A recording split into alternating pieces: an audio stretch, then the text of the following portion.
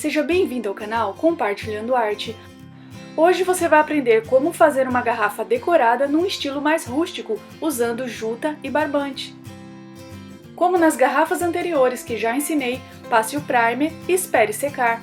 Utilize um pedaço de rolo de papel alumínio para alongar o gargalo da garrafa. Use a cola quente para unir as duas partes. Para criar uma textura mais rústica na garrafa, use o papel de seda branco amassado e cole por toda a garrafa. Use um pincel de cerdas de número 20, código 456 da Condor, para passar a cola. Cole 3 camadas de papel de seda, esperando secar entre uma e outra.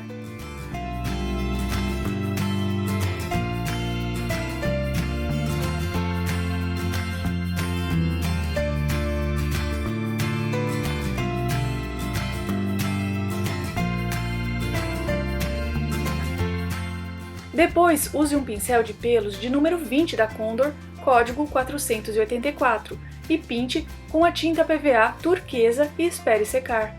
Gente, eu amei essa cor!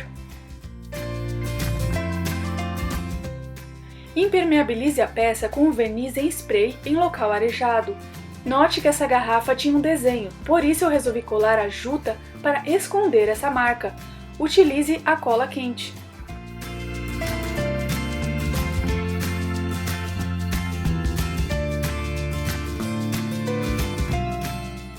Com sisal, amarre na junção da garrafa com um rolo de papel alumínio.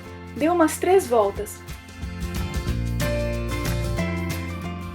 Para dar um charme especial, utilize miçangas ou pingentes. Utilizei o próprio cordão da juta para amarrar essas miçangas.